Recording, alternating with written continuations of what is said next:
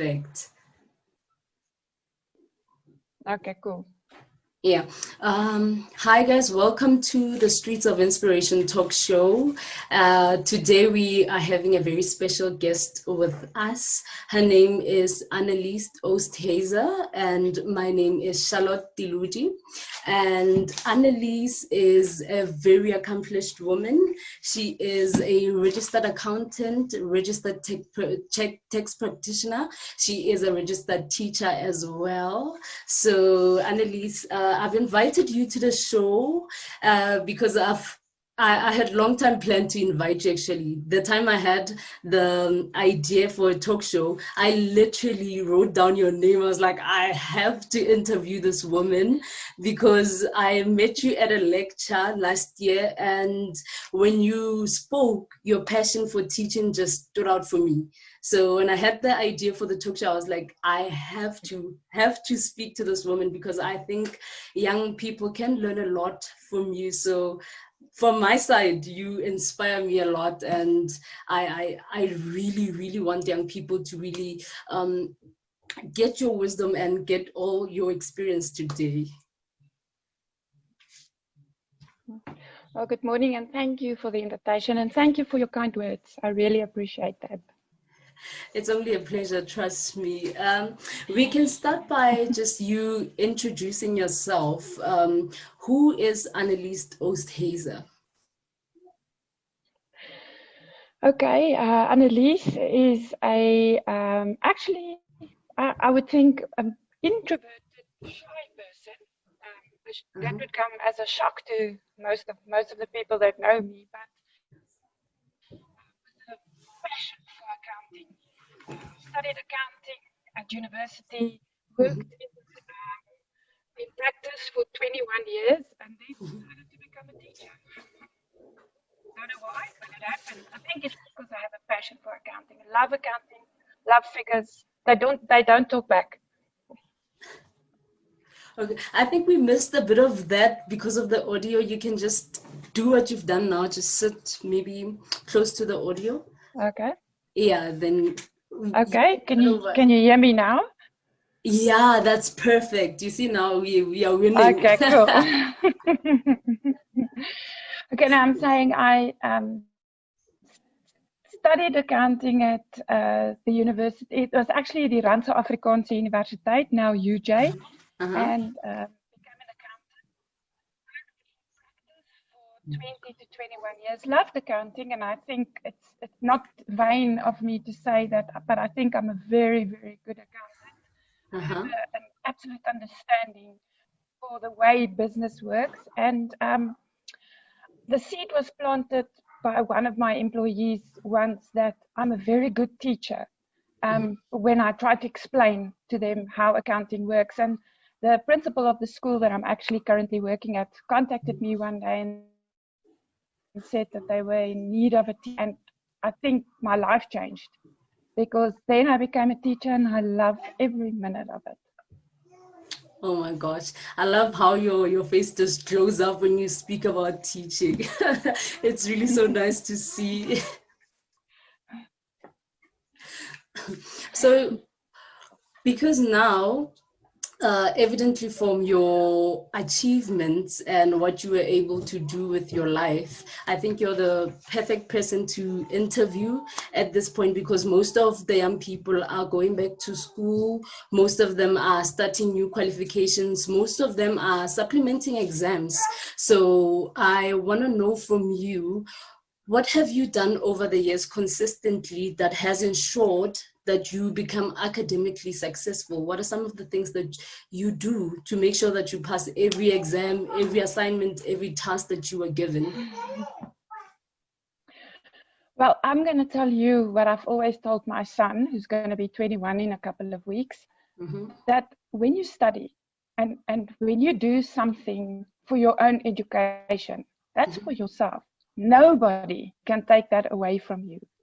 And the more you educate yourself, the more you open up opportunities. I mean, look at me.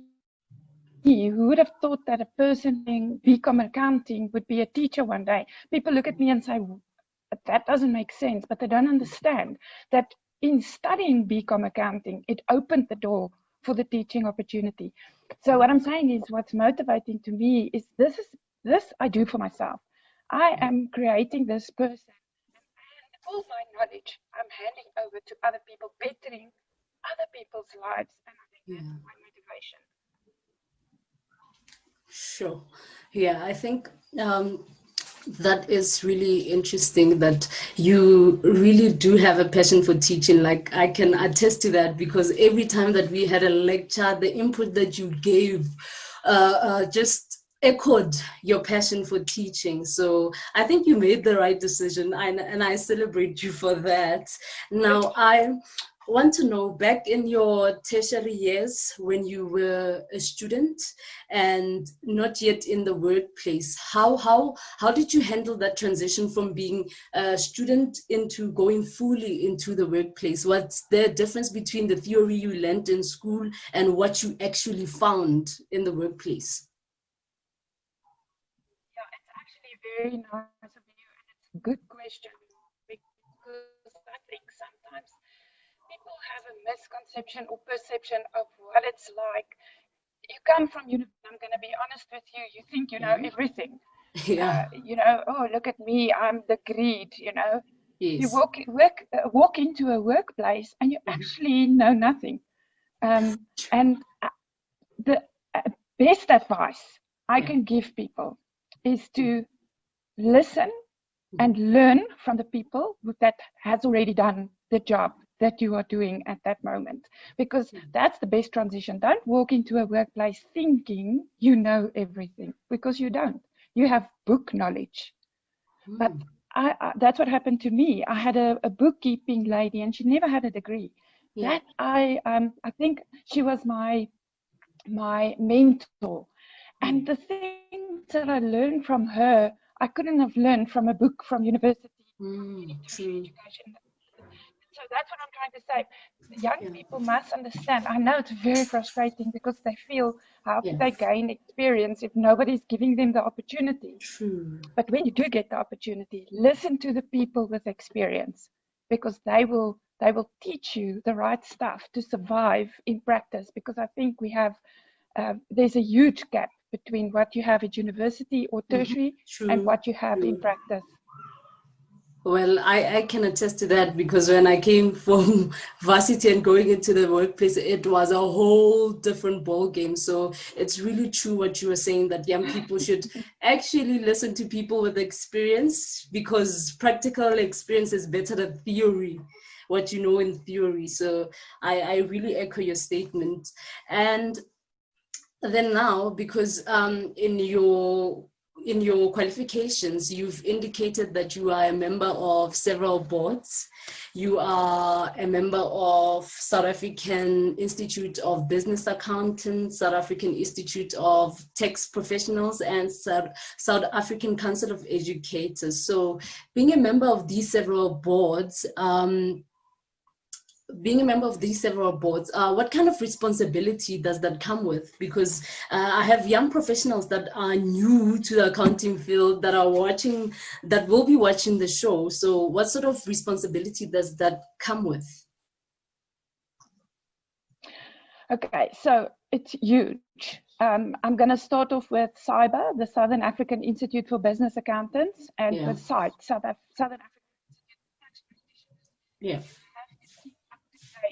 With your professional development. That's very important, and that's a huge responsibility, because it also takes up time. And I think one thing I've learned being a teacher is that time is that you have to manage, because people think that teachers only work half day. 12 out of the 24 hours, I always say. So for me, that is a huge responsibility, is to keep up with your professional development, especially as an accountant, because with IFRS coming into play, we can't just have South African accounting standards. You have to keep up to date with international reporting standards. You have to, with tax practitioners, I mean, the tax laws changes every 24 hours almost. I mean, even COVID even had an influence on tax, if you think about it. So that is a huge responsibility, is to keep up to date with your CPD. I'm quite impressed with these institutions. They communicate with you all the time. They make your professional development available to you. It's really, really nice, but it's your responsibility to keep up to date. Otherwise, you lose that qualification, and you don't want that to happen. With SACE, the same. At school, we actually also have CPD that we have to keep up with. And I think that's fantastic, because you stay up to date with, for instance, again, COVID, the influence COVID had on teaching. Stay up to date with online teaching. You have to do, have to inspect Zoom. Who would have thought that an old woman like me would actually do Zoom meetings? I mean, if you told me this when I was 18 years old, I would have said you're crazy.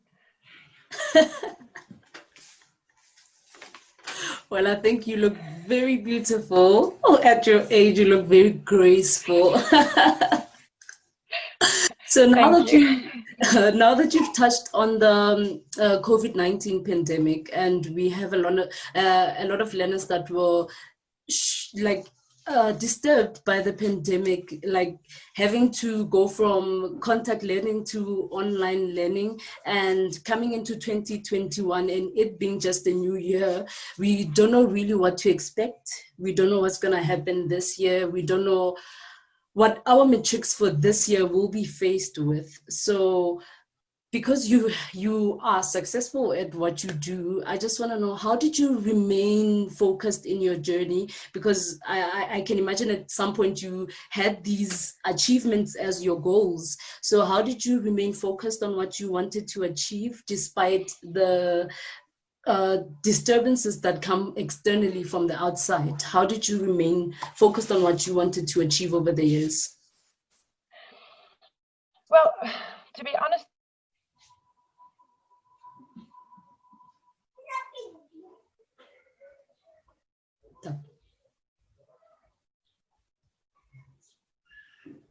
Hi, Annelize, are you still there?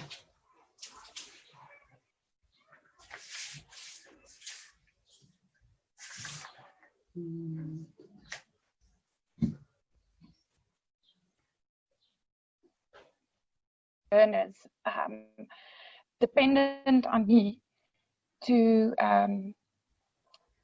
for their education, especially in the subject that I teach. That kept me going, knowing that I had those 20 individuals, 18-year-olds, dependent on me, actually kept me going. And it wasn't just them, I had other grades as well, but my matrics they were my main focus, because, it's so sad what's happening to these 18-year-olds. I mean, we all know matric is the most important year in your schooling career. True. So for me, it's knowing that I have these learners that are dependent on me. What's going to happen to them? So and it's sad. It's difficult, but you know what? It's an externality. It's something we can't control. We have to make the best of what life deals us. Yeah. Sure. And when you speak that it is sad to see them go through such a thing, I would like us maybe to talk to parents as well. What kind of environment must we set up for these kids in our homes? What kind of support do they need at this point of time in the world? Because you as a teacher, you get to see them all day. You get to sort of live with them on a daily basis. So from you to parents out there, what kind of support would you encourage parents to give their children, especially at this time of the year in the world? Yeah, that's again a very good topic that you're actually getting to, because what I noticed, especially with the grade 9s, it's a very, very difficult year in their schooling career, starting to actually find themselves. We need, as teachers, we can only educate, but we need the parents from their side to say to those kids, you have to study. Again, like I said to you before, you're doing it for yourself, not for mommy, not for daddy, not for grannies, for yourself. And that's what I tried to do with my own child, because he's also at university studying online. This is for you. And parents, we need that. From a teacher's perspective, we can only do so much. We need parents to get onto the bus as well and tell these kids, you can't stop studying because of this virus. And I know it's difficult for some learners. They don't have access to the internet. They don't have access to all these fancy online teaching methods that we have. But then, even more so, they need their parents to say, listen, guys, get to your books, get your nose stuck. And you don't have to do it all day. An hour or two a day, you know what I'm saying? I think I saw last year when we went back to school and the kids started coming back to class, that you could see from your learners whose parents were supportive and whose weren't. And that's sad. It's very sad that parents just don't care. Sad. Sure. It's I think what you're saying is giving me a bit of a lesson in terms of, because I'm a young mother as well. So what you're saying, I think I'll take it and apply it to my own experience. So now, because most of us who are watching this show, we are dreamers, we have dreams. So the other day I was on Instagram and somebody posted something that really stuck with me. They said that dreaming is free, but executing the dream is not. And it takes a lot of sacrifices to really actually realize your dreams. So what are some of the things that you had to sacrifice in your journey? What did it really cost you to become the Annelize that we are celebrating today?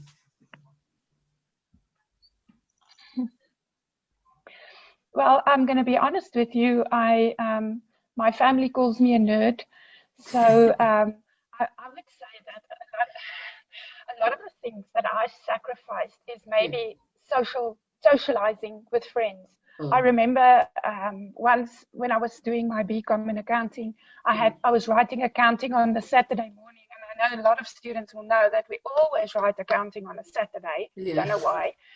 I was crying that Friday night because all my friends were out partying and having fun and drinking, and we all know that's nice to do. And I was crying, and my mom said to me, and I must be honest with you, those words stuck with me. She said, my child, remember, one day when you are earning the big bucks and they are not, you will be happy that you sacrificed your Friday evening for studying instead of partying. So it's not always all about money. It isn't. But those words were actually very true. Because of the studying that I've done in my life, I am where I am today. And you sacrifice social time. You sacrifice family time. Oh my God. You sometimes lose a part of yourself, but it's all worth it in the end because you're doing it for yourself as well. When you get that certificate, then you know what? This was worth it. True. Well, we are glad that you didn't go to that party. So we thank you for that choice.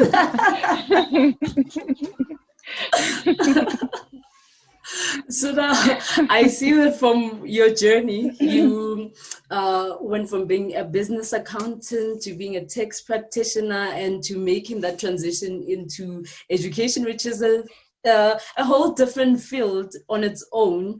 So I want to know, when did you spot what you were really passionate about, and how did you make that transition from where you were to where you are now as a teacher and fully living out your passion? Like I said, my mom, when I phoned her and I told her that I was going to be I'm going to go to the school and I'm going to become a teacher, she said to me, she always knew that was what I was destined to do. She says, as a little girl, and I'm sure most teachers can attest to that, I used to sit in my room and have all my teddy bears and dolls on the bed, and I would teach them, and I would hit them with the ruler, quite a disciplinary. And she says she remembers that. So I did the whole BCom accounting, becoming an accountant, working in practice. But the day I phoned her and I told her I'm going to school, she said, oh, I knew it. And I was at tell you something today. Yeah. Standing in front of those kids, Yeah. and explaining an accounting concept, and actually seeing on their faces when they understand something, and when I can see the passion I have for my subject in their eyes, and when the bell rings, normally they're like already packed up and ready to go, and my accounting learners are like, oh, do we have to go? That makes it worthwhile. That's when you realize that you've done the right thing in life. My goodness, this is exactly why I brought you into this interview. Like your face just gives it away. Like the love you have for what you do, it's incredible. Yeah.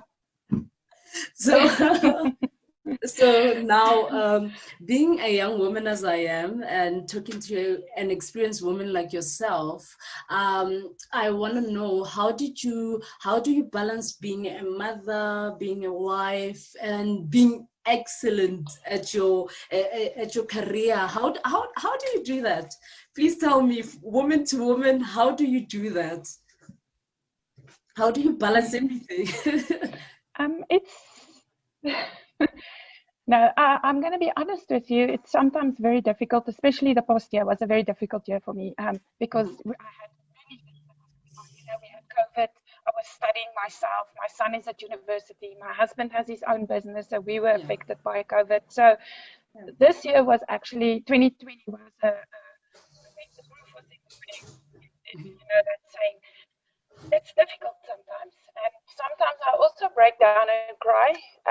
But then I have a very supportive family. I know, been there, done that. And then you know what? When you have young, I always tell people I'm that kind of mom. While my son was doing his school career, I was part of it. I was again doing grade 4, grade 7, grade 9. I did all of those with him again, because that's the kind of mom I am. It was difficult. What I can tell you, the change from being an accountant in practice and being a teacher gave me more free time to be with my son, because luckily for him, I was a teacher at his school. So, but yeah, it's difficult, and I must be honest with you. If you don't have a supporting family, I think there will be days where you would break down. But I'm a strong woman. And somebody once asked my son, what does your mom do? What does your mom do? And he actually said to them, I don't really know, but she's busy all the time. That's what he said. Very busy. Yeah. He says, I can't sit down. You always have something that you have to do. Yeah, always. But I think that's really, really commendable of you to be this productive in your life, because I think most young people really struggle with productivity. So hearing you speak about your productivity is really inspiring. So now, just to wrap up the show, I really want to have this talk for longer. Like, I feel like I can really speak to you. So this is a really nice, intimate conversation, because most young people don't get that opportunity to really sit down with a professional and somebody who's accomplished to even have such intimate conversations. So just to wrap up the show, I want to know from you, if you had to sit down with us young people and really speak to us about life in general, what kind of advice would you give to us with regards to life in general? Okay, this is what I always tell my grade 12s, because I always say to them, the one thing you have to remember, because they're always so negative before they write their final exams. I say to them, they must just remember one thing. That exam is for the rest of your life. And even if you go for an interview when you're my age, you still have to produce your matric certificate. And why the reason I started with that is because I always tell them the following. Nobody on this planet, not your mother, not your father, whoever is looking after you or whoever you have in your life is going to take care of you except you. You are responsible for your life. You cannot blame other people if things do not work out in your life. Yes, there's external factors that has an influence on your life, but then you have to make decisions around that. Yeah. You have to take responsibility for you. Not government, not your parents, not your family, not your wife, not your husband. You are responsible for you. And stop blaming other people. Yes, I know unemployment is very high in the 19 to 25 age gap. I understand that. As an economics teacher, I understand that. But you know what? Then start your own business. Think of ways to start your own thing. Work with friends. You don't always need capital to do that. Sometimes you can do things without having the money available. I think my philosophy in life is just stop blaming other people and take responsibility for you. That's my philosophy.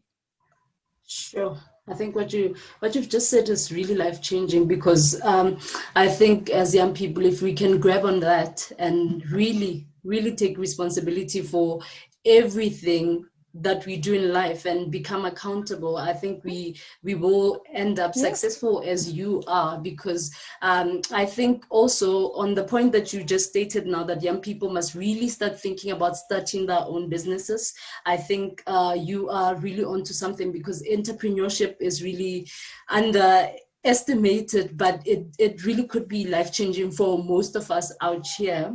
And just to so just to thank you so much for being part of this episode. So as I've stated before, that I literally wrote down your name. I'm like, I have to speak to Annelize, so this is me living out my dream. So thank you so much for achieving what you've achieved and being an inspiring point for us young women, because when I look at you, I'm like, I really have to get my ducks in a row. So thank you so much for living your truth and following your dreams and working hard, because your efforts have clearly went into good use. So thank you so much for relating to yourself and following your passion, because it's inspiring me so much. So thank you so much for being here with us today. It was lovely.